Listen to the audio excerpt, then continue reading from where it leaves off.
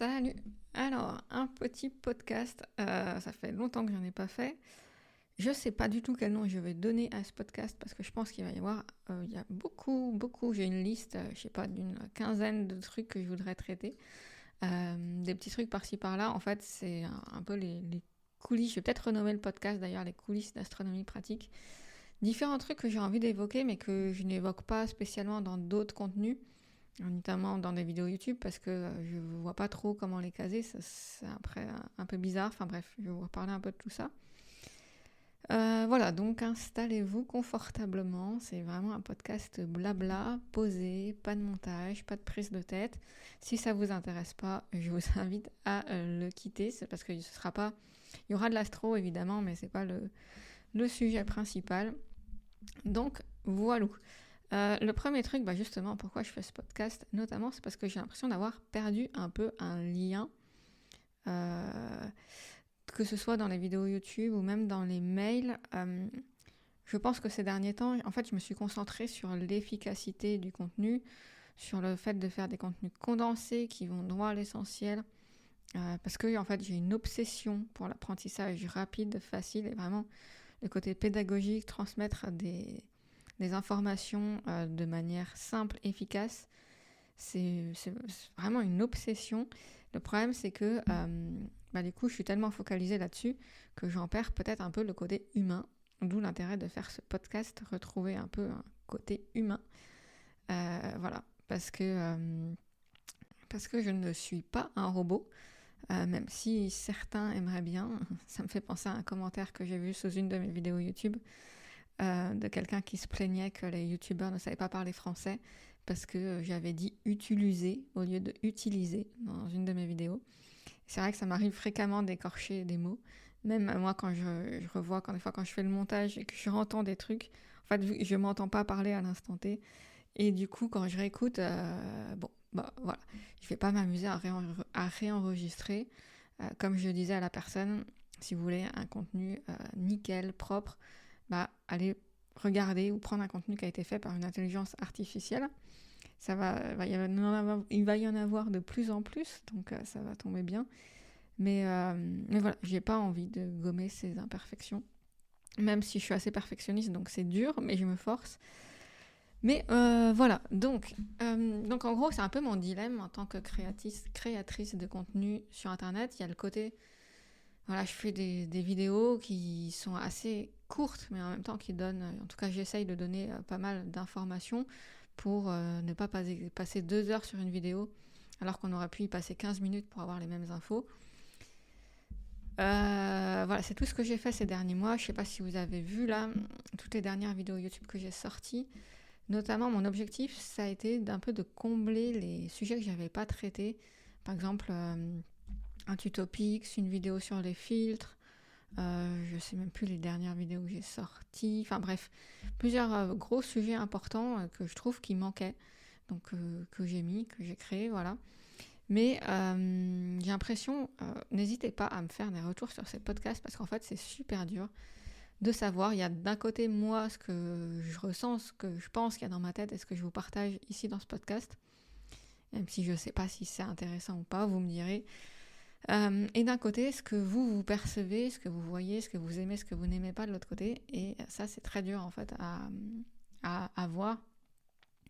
Donc voilà, je vous partage de mon côté ce que je pense et n'hésitez pas de votre côté à me partager en réaction votre retour par rapport à ça. Donc ce que je disais, c'est que moi, j'aime bien le contenu, en tout cas en tant que consommatrice, j'aime le contenu authentique. J'aime bien un peu quand c'est brut. Mais j'ai du mal à faire ça parce que je me dis,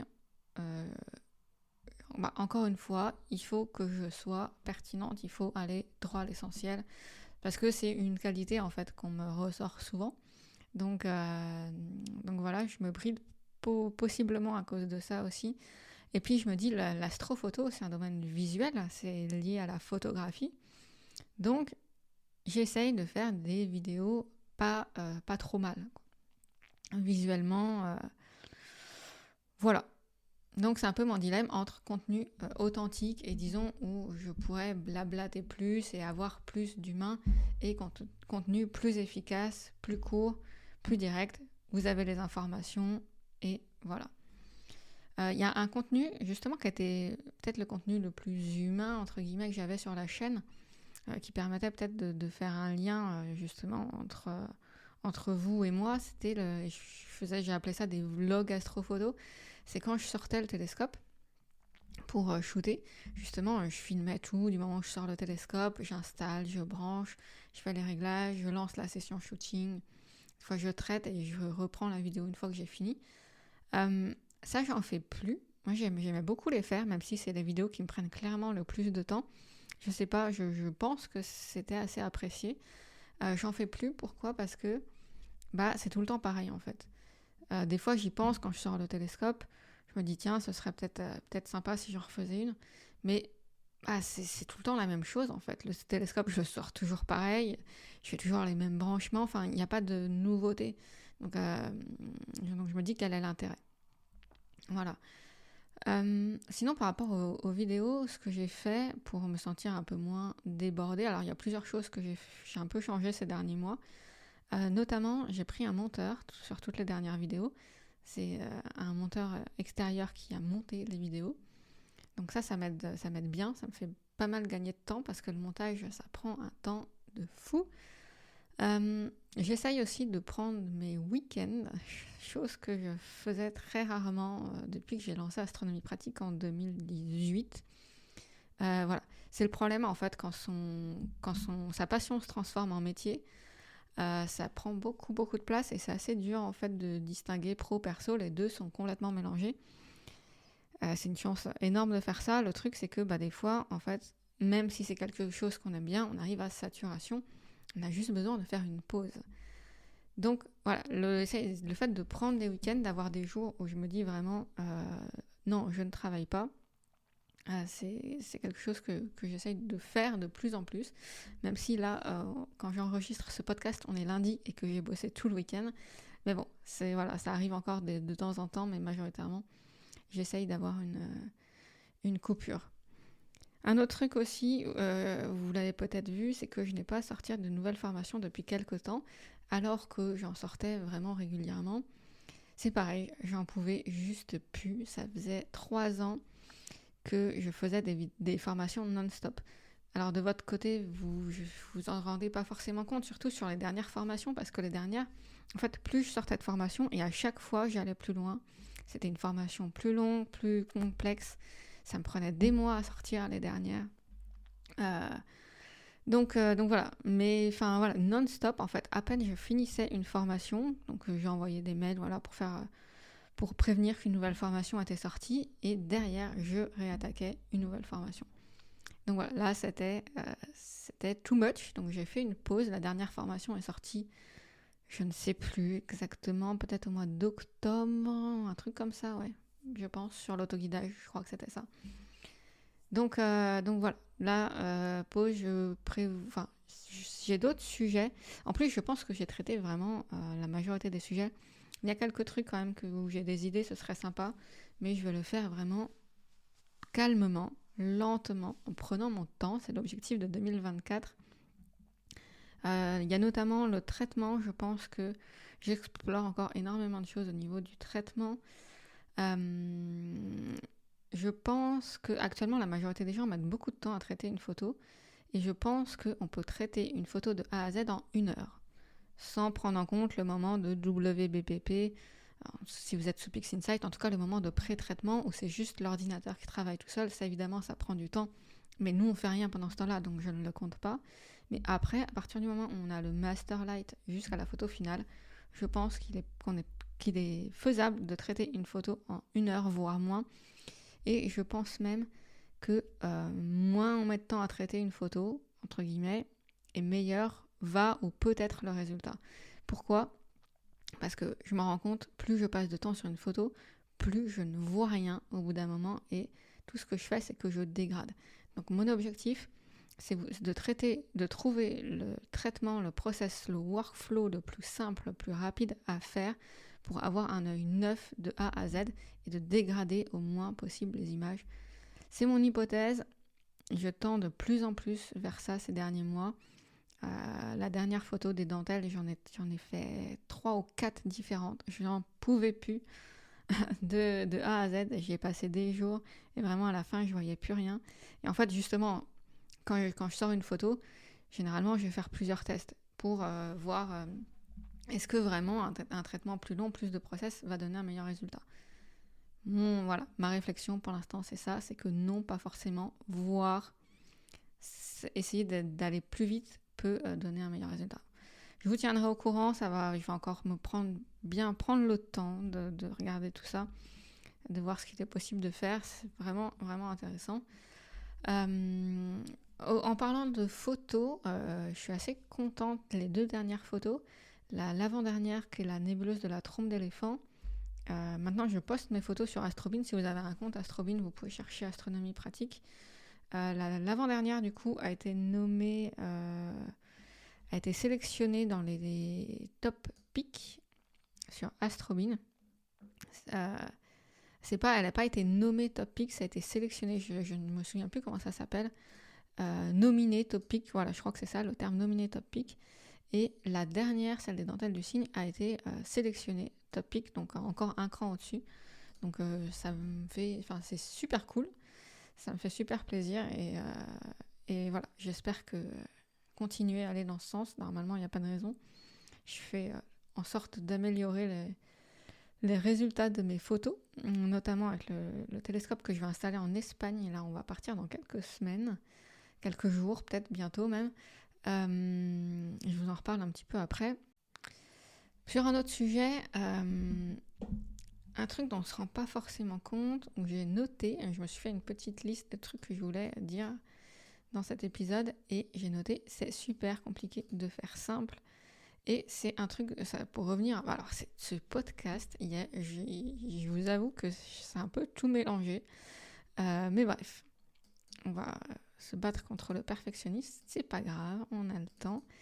Donc ouais, c'est super compliqué de faire simple. Et en fait, c'est pour ça me prend une énergie.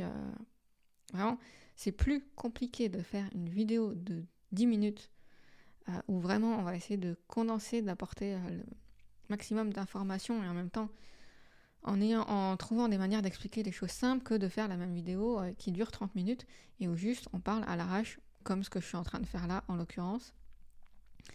Donc, et ça, c'est pas forcément un truc dont on se rend compte d'un point de vue extérieur, mais la simplicité, c'est compliqué à avoir. C'est plus facile de faire compliqué, c'est plus complexe de faire simple.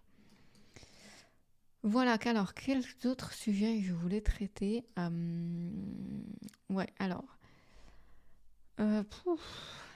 Donc, comme je disais au début, ces derniers mois, j'ai passé pas mal de temps à combler les vides, on va dire, sur la chaîne YouTube Astronomie Pratique pour essayer d'avoir un éventail des principaux sujets de l'astrophoto pour essayer d'avoir un petit peu tout. Et un truc vers lequel j'aimerais tendre en 2024, c'est alors dans mon métier, il y a plein de métiers différents. Un métier de créatrice de contenu, créer des contenus, notamment, moi c'est surtout sur YouTube, créer du contenu photographique, créer des photos, créer du contenu pédagogique, les formations, les tutoriels. D'ailleurs, je disais tout à l'heure, j'ai oublié de finir avec ça, je fais plus de formation, mais je crée toujours des tutoriels, c'est juste que je les mets sous une autre forme. C'est des tutoriels que j'enregistre toutes les semaines pour les membres de l'Académie Astronomie Pratique. Et en gros, ils ont un nouveau tutoriel par semaine, voire 2 par semaine. Ça dépend. Et voilà. Et en fait, je prends plus mon temps. Donc, je fais en faisant des petits contenus régulièrement plutôt que de prendre vraiment beaucoup de temps sur les formations de manière condensée.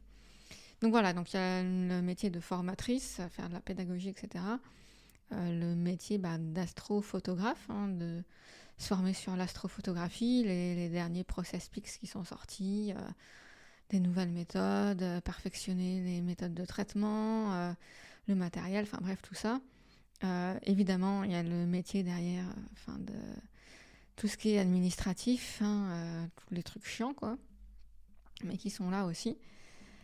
Et ce que j'aimerais, c'est tendre plus vers que le cœur de mon métier soit d'être astrophotographe plutôt que créatrice de contenu. Parce que j'aime bien créer du contenu, mais c'est fatigant au bout d'un moment. C'est vraiment quelque chose qui prend du temps et qui prend beaucoup d'énergie surtout.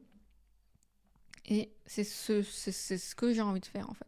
J'ai envie que la majorité de mon temps soit dédié à l'astrophotographie en tant que telle, c'est-à-dire shooter et traiter mes photos. C'est d'ailleurs pour ça que j'emmène le télescope en Espagne, c'est que je me sens limitée puisque j'ai assez peu de temps de shoot, donc même si je repasse plusieurs fois sur les mêmes photos, etc., bah voilà, j'ai besoin de plus de données pour faire plus de photos. Et voilà, donc il est possible que dans le futur, je crée moins de contenu, mais en fait, que je travaille plus dans l'ombre, c'est pas vraiment le terme, mais moins à montrer ce que je fais. Donc voilà, j'ai aussi un projet pour 2024 au niveau de mes photos. Je vais pas en parler ici, je préfère pour l'instant garder ça secret, on va dire, et vous dévoiler quand ce sera sorti plutôt que d'en parler avant que ça sorte, avec le risque que ça ne sorte pas.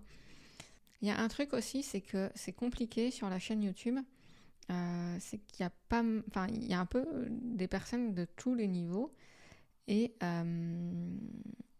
du coup, je me disais, est-ce que je ferais pas 2 chaînes YouTube, une chaîne YouTube Astronomie Pratique, celle que j'ai actuellement, et qui est plus pour débuter l'astrophoto, voire niveau intermédiaire, et une autre chaîne à côté sur des sujets un peu plus avancés. Pourquoi ? Parce que il y a des choses que j'aimerais partager, mais je sais qu'ils vont intéresser vraiment pas forcément beaucoup de monde, qui sont peut-être plus techniques. Donc voilà, je me disais pourquoi pas avoir 2 chaînes. Puis après, je me suis dit, est-ce que vraiment c'est pertinent ? Je ne pense pas. Donc voilà, ça fait aussi partie des dilemmes créatrices de contenu. Qu'est-ce que je publie ? Qu'est-ce que je publie où ? Mais voilà, comme j'ai toujours dit, la chaîne YouTube a évolué en même temps que moi. Donc il y a un moment donné où je pense où je vais me laisser poster des vidéos, peut-être des tutoriels plus avancés, même si ça va pas intéresser tout le monde, même si je sais que je vais avoir des remarques comme quoi les gens sont perdus, ou bref, je sais pas. Un autre truc qui est compliqué, c'est que j'ai pas mal d'idées, notamment là, je me disais, voilà, faire 2 chaînes YouTube pour faire plus de contenu, mais en même temps, c'est pas ma manière de fonctionner. Moi, je fonctionne bien quand je suis ultra focus, quand je suis sur un truc à la fois. Je suis assez obsessionnelle, donc quand j'ai un truc en tête, je le lâche pas, et c'est une obsession. Donc j'ai beaucoup de mal en fait à être sur plusieurs fronts à la fois. C'est pour ça que, par exemple, on m'avait demandé, parce que pour l'Académie Astronomie Pratique, on a des salons Discord privés. Donc voilà, on échange avec les membres dans des divers salons pour répondre à leurs questions, ou juste échanger, analyser des photos, etc. Et on m'avait demandé si c'était possible que je fasse un salon public, où tout le monde, par exemple, plutôt que d'échanger sur les commentaires YouTube, pourrait échanger dans le salon public. J'y ai réfléchi. Le problème, c'est que moi, j'y arriverai pas. Je sais que je vais pas réussir à le gérer, parce qu'en fait, à devoir gérer à la fois le salon privé de l'académie, le salon public, en plus de tous les autres trucs, c'est pas possible. Donc voilà, je préfère faire moins, et c'est aussi ce vers quoi je tends en 2024, faire moins, mais vraiment être focus sur les peu de choses que je fais. Donc réduire ce que je fais, mais bien le faire. Donc mon objectif, c'est que mon focus, il est sur l'astrophotographie en tant que telle, faire de l'astrophotographie, et pas faire du contenu sur l'astrophotographie, même si j'en ferai toujours, mais je veux que la base soit vraiment le fait de faire plus de photos, et de meilleures photos. C'est vraiment ce sur quoi je vais me concentrer. En petit 2, je documente ce que je fais, donc mon process, à la fois majoritairement pour les membres de l'académie. Donc l'Académie Astronomie Pratique, c'est notre club en ligne dans lequel justement on apprend aux gens à démarrer l'astrophoto et à progresser. Et donc c'est là où j'accompagne autant que possible chaque membre justement pour les aider à progresser dans ce domaine-là. Donc je documente dès que je découvre un nouveau truc ou j'ai quelque chose de nouveau. Il y a par exemple les derniers mises à jour de Blur Exterminator. J'ai fait une vidéo tuto pour expliquer les nouveautés et comment ça impacte le process et comment traiter ces photos à partir de maintenant. Dès qu'il y a un nouveau truc, je fais un tuto. Et des fois, des vidéos YouTube plus plus large, je verrai, peut-être tester des nouveaux formats, enfin voilà, je verrai ce que je fais. Et donc voilà. Et là-dedans, il y a les emails, la newsletter de l'astrophotographe, j'avais appelé ça. Et les emails, alors j'ai une relation un peu bizarre avec les emails, c'est qu'à la fois j'aime beaucoup ce format texte qui est plus... il y a moins de personnes aussi dans les emails que sur YouTube, donc je me sens peut-être plus libre de partager des trucs plus personnels et enfin justement avoir peut-être plus de ce blabla entre guillemets que je ne mets plus dans les vidéos YouTube. Et en même temps, des fois, je ne sais pas quoi mettre dans les emails parce que l'astrophotographie, encore une fois, c'est visuel. Donc, ça a plus sa place dans des vidéos ou dans des tutoriels. Donc, voilà, je suis un peu mélangée entre j'aime bien les emails, j'aime bien le fait que ce ne soit pas un réseau social, mais en même temps, je ne sais pas quoi mettre dedans. Donc, voilà, je ne sais pas encore ce que je vais faire avec les emails. On continue d'envoyer des emails de temps en temps pour partager une photo. Pour quand il y a un nouveau contenu qui sort, enfin voilà, pour des trucs informatifs. Mais j'aurais aimé que ce soit pas juste informatif. Mais j'ai pas encore trouvé comment le faire pour que ça me plaise. Voilà, qu'est-ce que j'ai d'autre que je ne vous ai pas partagé encore? On a un peu fait le tour. Le voyage en Espagne, donc on part bientôt. Avec Marion, on va installer le setup, ça y est. J'ai signé mon contrat dans un observatoire à distance. Le matériel est prêt. Il me manque un matériel, un accessoire que je n'ai pas reçu, que je devais recevoir début janvier, que je n'ai malheureusement pas reçu. Théoriquement, il devrait partir fin janvier. On part tout début février, donc je sais pas si je l'aurai à temps. J'ai prévu de faire une vidéo YouTube où je fais le tour de tout mon matériel justement que j'emmène en Espagne. J'aimerais filmer une vidéo justement, je pense que ça peut être sympa, un peu style vlog justement sur l'installation, l'observatoire, etc. Je ne sais pas si j'aurai les droits pour filmer l'observatoire, j'ai pas encore demandé. Enfin bref, on verra. Donc ça, j'ai très hâte. Justement, ça fait partie de mes priorités en fait. Donc une fois qu'il sera là-bas, sous un meilleur ciel, donc à la fois niveau météo, avoir plus de temps de shoot et à la fois niveau qualité du ciel. Donc j'ai trop hâte de faire les premières photos et de les traiter. Donc voilà, je vous tiendrai informé d'où ça en est, comment ça se passe, etc. Au niveau des nouveautés, ce qui se passe en ce moment, on est en train de préparer la première édition des Academy Awards. Justement, c'est un truc qu'on a fait pour l'Académie Astronomie Pratique, où chacun partage ses photos. Donc on fait une cérémonie, là, un peu comme les Oscars ou les Césars. Donc on a regroupé les meilleures photos de l'année 2023. Les gens sont en train de voter, ils ont encore quelques jours pour voter. Et là, dans quelques jours, on fait une cérémonie par Zoom, en visio, où on va donner les gagnants. Donc voilà, c'est une idée qu'a eu Marion, c'est assez fun à faire. Je pense que ça va être bien sympa. Autre projet pour 2024, j'aimerais, donc en plus du setup que là je vais installer en Espagne, je pense revendre tout le matériel que j'ai aujourd'hui, la HQ5, la 80ED, la Star Adventurer, pour me racheter un autre setup plus nomade. Alors la Star Adventurer, peut-être que simplement je prendrais une Star Adventurer GTI. Je sais pas, je suis en réflexion là-dessus, mais voilà, en revendant le matériel que j'ai, je pense pouvoir me reprendre un autre matériel pour avoir en fait simplement un matériel quand même à la maison et ne pas simplement avoir le matériel en remote en Espagne quand je pars notamment sous des bons ciels ou même à la maison de temps en temps. Sinon, je pense que ça va me manquer. Voilà, quoi d'autre, j'ai plus rien à traiter, là justement, aussi pour ça que j'ai bien hâte d'emmener le télescope avec la météo. Alors bien que, c'est quand même ces derniers jours, dernière quinzaine, on a eu quelques éclaircies par-ci par-là, mais j'étais en test sur mon setup et je voulais shooter, ça fait peut-être peut-être 2 mois que j'essaye d'avoir Andromède et j'ai pas encore réussi à avoir tout le temps de shoot, toute l'acquisition que je voulais sur Andromède. Donc pour l'instant, voilà, j'ai un peu les mains vides. Souvent j'ai pas mal de dossiers en cours de traitement, mais là je suis à sec. Les dentelles, c'était le dernier que j'ai traité et que j'ai posté du coup. Voilà pour cet épisode de podcast qui est parti dans tous les sens. Je ne sais pas encore si quelqu'un m'écoute, si tout le monde n'est pas parti en courant en voyant à quel point ça ressemblait à rien. Si vous êtes toujours là, merci pour votre intérêt. N'hésitez pas vraiment à me faire un retour. Le plus simple, c'est d'envoyer un mail à laura@astronomie-pratique.com voilà, parce que on navigue un petit peu à vue, notamment comme je disais au début en ce moment, vu que j'étais très contenu droit au but et que j'ai perdu ce côté humain, j'avais aussi moins de retours de votre part. Donc voilà, j'aimerais bien retrouver ça. J'adore le format podcast, c'est mon format préféré.